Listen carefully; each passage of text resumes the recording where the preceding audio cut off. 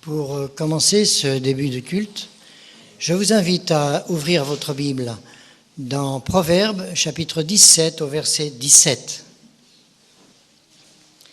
Un ami montre son affection en toutes circonstances. Un frère est là pour partager les difficultés. Amen.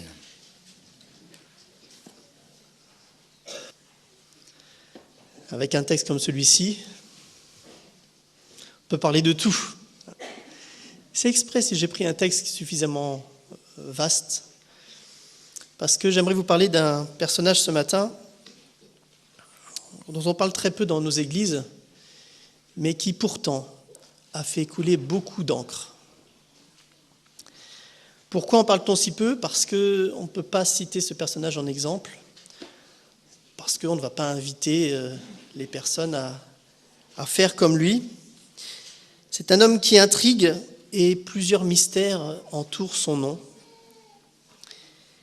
Depuis des siècles, plusieurs écrivains ont voulu s'intéresser à lui pour prendre sa défense, pour le disculper, pour lui donner peut-être des circonstances atténuantes. Ou au contraire, ils ont accru l'image d'horreur du personnage. Ainsi, dès le IIe siècle, l'évêque Papias racontait qu'après sa terrible erreur, cet homme avait vu son corps enflé démesurément, qu'un chariot l'avait écrasé et que ses intestins s'étaient répandus à terre.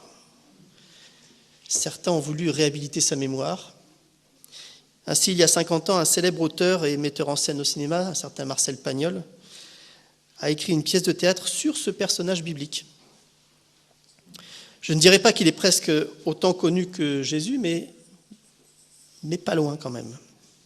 Sa célébrité a fait même que son nom est devenu un nom commun, désignant une petite ouverture dans une porte, permettant de voir sans être vu.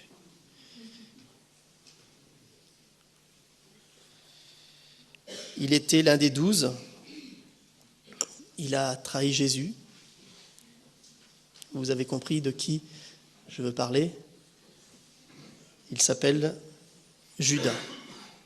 Curieux en effet de prendre comme sujet de message Judas, qui, comme je disais, on n'a rien à lui envier quand même, hein, et surtout pas un encouragement à reproduire ce qu'il a fait. Alors pourquoi Judas est un personnage malgré tout intéressant ? Eh bien, justement parce que autour de son nom, plusieurs mystères demeurent, et j'aimerais juste qu'on puisse brosser ces quelques mystères et nous poser un certain nombre de questions par la suite. On constate d'abord autour de ce personnage plusieurs points d'interrogation. Et d'abord son nom même, Judas, qui était surnommé Judas l'Iscariote. Et ce surnom peut être interprété de plusieurs manières différentes. Et d'abord, certains pensent qu'il serait issu d'une transcription de l'hébreu signifiant simplement l'homme de Cariote. Cariote étant une localité située au sud d'Hébron. Donc on dirait, voilà, Judas, celui qui vient de Cariote. Mais derrière ce surnom-là, il y a aussi une autre signification, car certains y voient aussi la transcription d'un autre terme hébreu signifiant l'homme de mensonge, ou un homme faux, on dirait plus facilement un hypocrite. Et voilà déjà une allusion. Judas l'hypocrite, Judas l'homme faux, Judas l'homme de mensonge. D'autres enfin pensent que Iscariote serait simplement une corruption d'un mot ayant donné en français le mot sicaire, c'est-à-dire un assassin tueur à gages, estimant que Judas aurait appartenu à un mouvement activiste de l'époque du type zélote. Et Judas va retenir l'attention des évangélistes. Son nom est cité 26 fois en comparaison d'autres disciples, André ou Thomas, qui ne le sont que 13 et 11 fois. Judas est cité en dernier dans la liste des 12, mais voilà que les évangiles insistent sur sa qualité d'apôtre au sens strict. L'évangile nous dit il est l'un des 12, ou il est du nombre des 12. Pas question donc de le mettre à l'écart. Pierre dira même de lui lors de l'élection qui va le remplacer, dans Actes chapitre 1, verset 17, il fallait bien remplacer Judas. Eh bien, c'est Matthias qui a été choisi.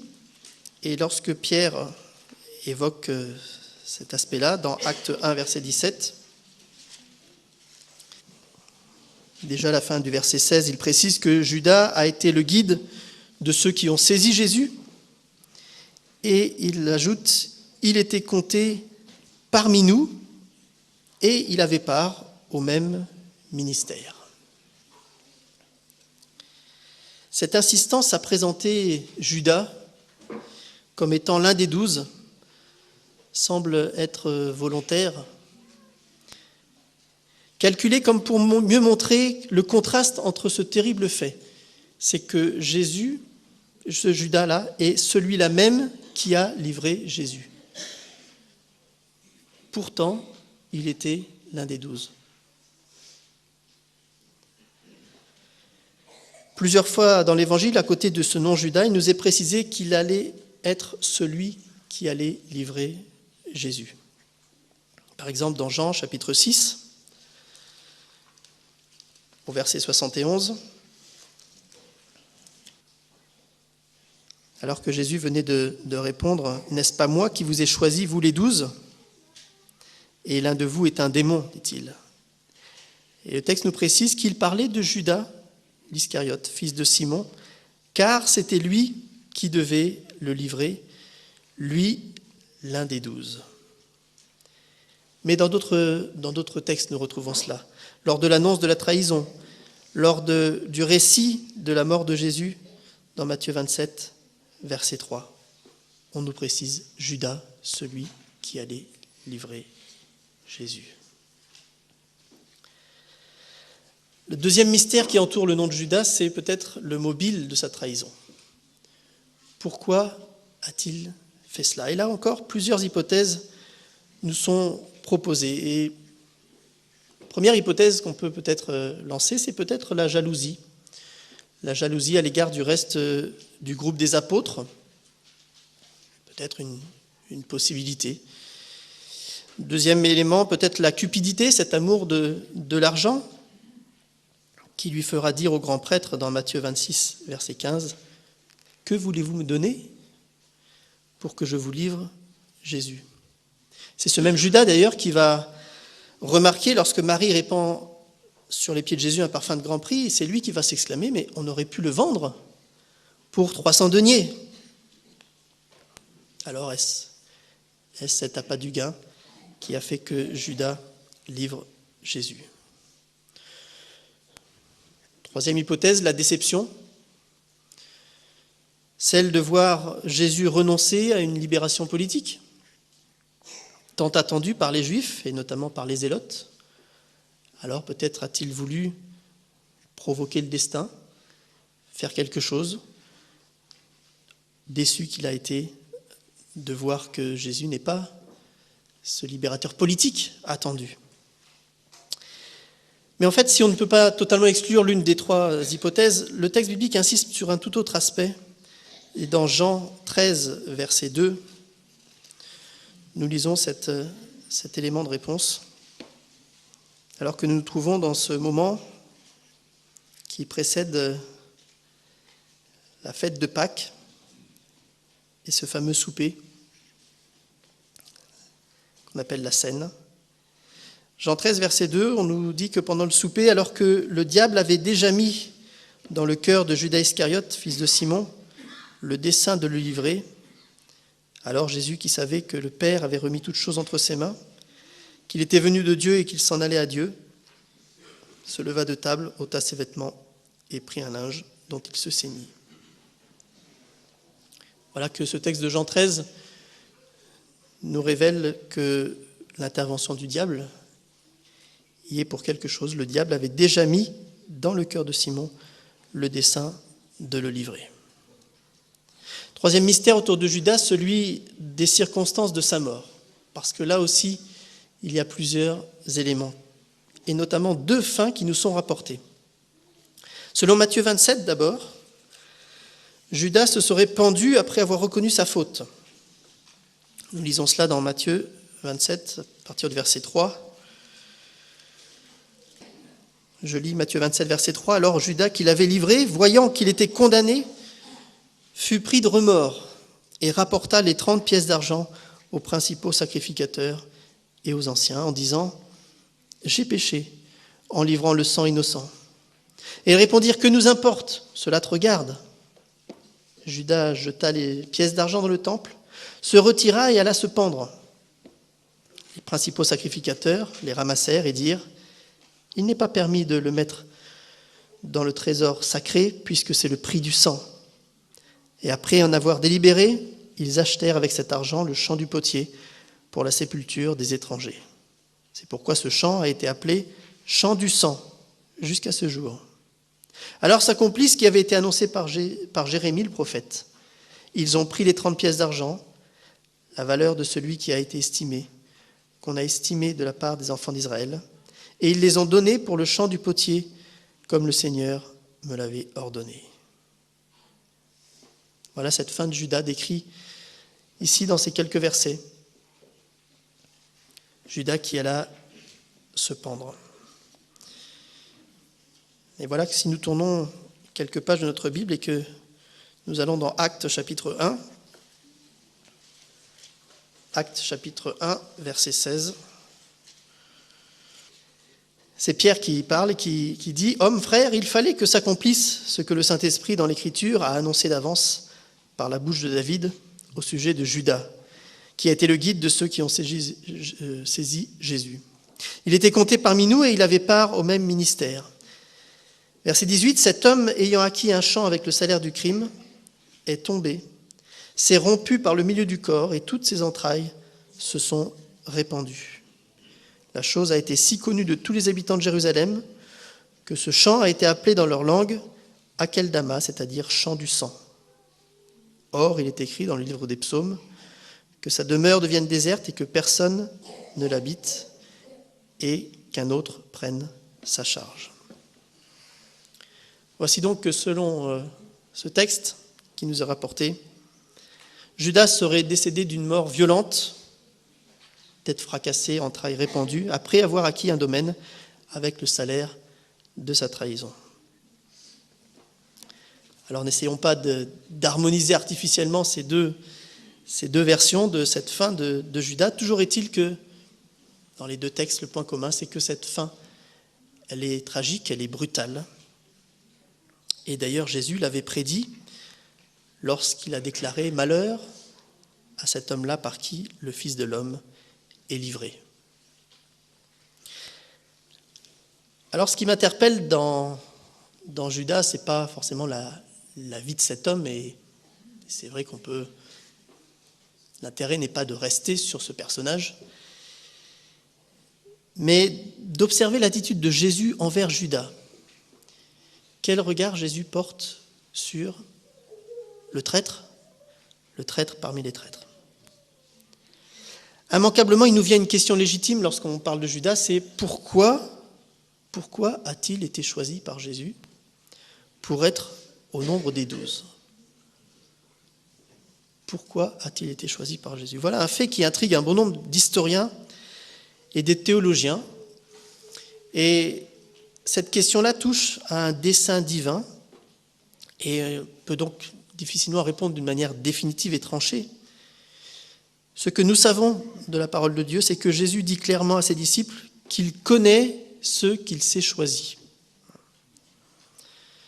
Dans Jean 13, verset 18, nous avons cet élément-là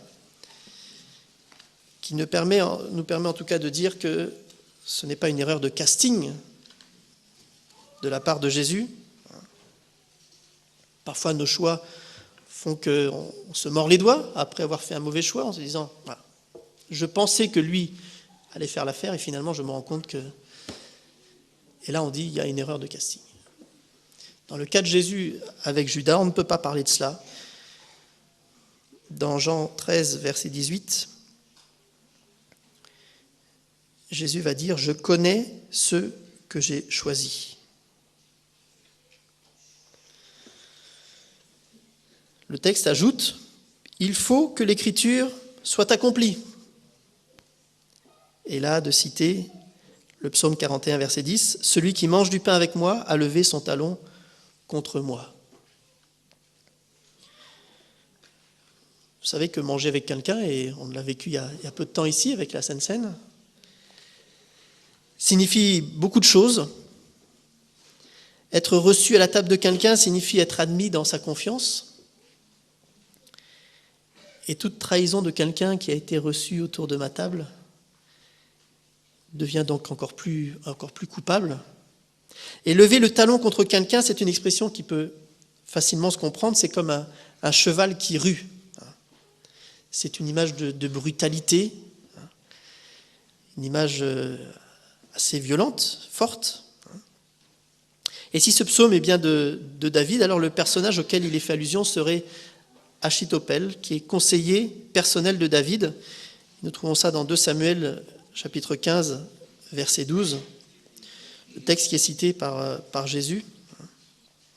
Pendant qu'Absalom offrait les sacrifices, il envoya chercher de la ville de Gilo Achitophel, le Gilonite, conseiller de David. La conjuration devint puissante et le peuple était de plus en plus nombreux auprès d'Absalom. Et voilà que cet Achitophel va prendre le parti pour Absalom dans la révolte que se livra ce fils ingrat à son père. Et nous lisons cela dans la suite du texte au chapitre 17. Et il se trouve que ce fameux Achitophel, voyant sa trahison découverte, s'en alla et s'étrangla. Et on voit là une étrange ressemblance entre la destinée de ce Judas et celle de ce Achitophel. Et Jésus va appliquer ces paroles de David lorsqu'il parle de Judas. Alors ça ne nous répond pas à la question, pourquoi Jésus a-t-il choisi Judas dans son équipe ?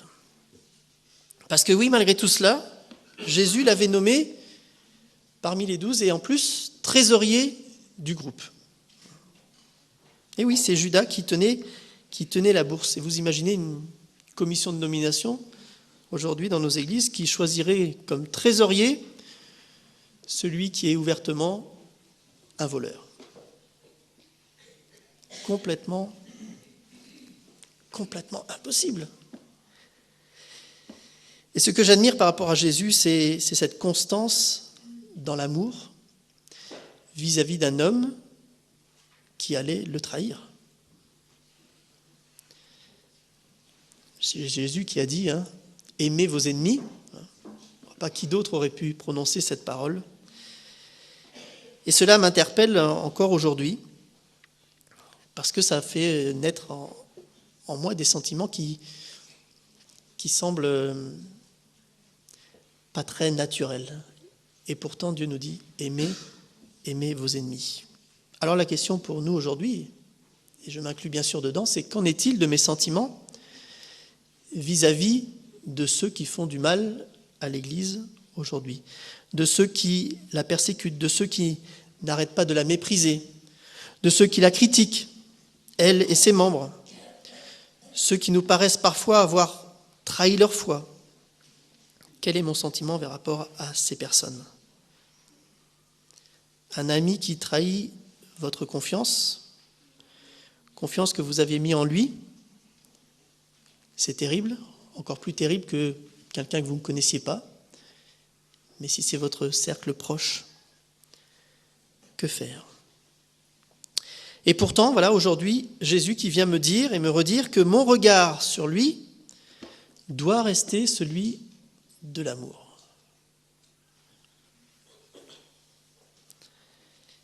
Alors, il est facile de voir dans les autres des traîtres potentiels.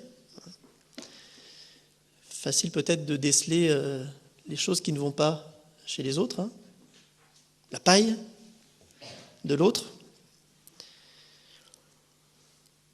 Mais Jésus a dit que celui qui n'a jamais péché jette la première pierre. Et souvent, on aime s'identifier à des personnages de la Bible, mais rarement on s'identifie à Judas quand même. Ah, j'imagine. Alors, il nous faut prendre garde lorsqu'on parle d'un tel sujet de n'avoir devant les yeux que le cas de personnes qui nous entourent, que nous considérons comme des traîtres. Si on fait ça, on peut se méprendre facilement parce que peut-être que le plus grand traître, c'est nous-mêmes. Le plus grand des traîtres, c'est nous qui sommes pécheurs et qui trahissons ainsi Jésus. Et alors nous sommes bien heureux de constater que Jésus garde ce regard d'amour, même sur Judas. Parce que du coup, nous nous rendons compte que Jésus ne nous abandonne pas, qu'il est présent, qu'il porte ce regard sur nous. Au contraire, alors qu'il mangeait à table avec des gens qualifiés de mauvaise vie, d'ailleurs les pharisiens lui en faisaient le reproche, la réponse de Jésus était claire: je suis venu non pas pour soigner les bien portants, qui se croient justes, mais les pécheurs. Et je dirais ce matin pour nous, dans le cadre de notre réflexion, pour aussi les traîtres. D'ailleurs, la Bible nous présente un deuxième traître célèbre. Après Judas, peut-être le deuxième, ça serait Pierre. Lui qui à 3 reprises va renier son maître. Non, je ne le connais pas. Non, je n'étais pas avec lui. Arrêtez. Non, 3 fois. Et pourtant, vous voyez que le sort de Pierre sera à l'opposé de celui de Judas. L'un a choisi de se donner la mort, l'autre a choisi de retourner vers la source de la vie qu'est Jésus-Christ. Voilà que le repentir de Pierre était sincère. Le texte nous dit qu'il pleura amèrement. Et Jésus va lui pardonner totalement au point de lui confier avec les autres disciples la mise en place de son Église. Alors la question qu'on peut se poser aujourd'hui, c'est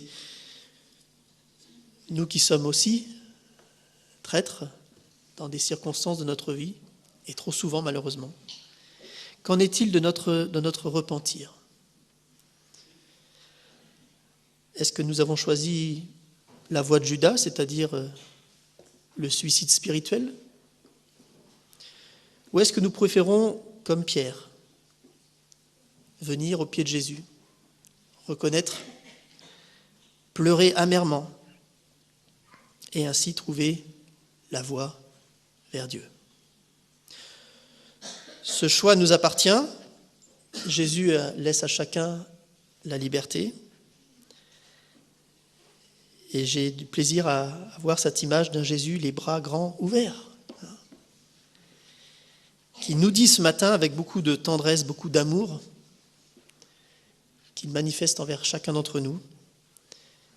Il lui dit: toi le traître, viens et suis-moi. Amen.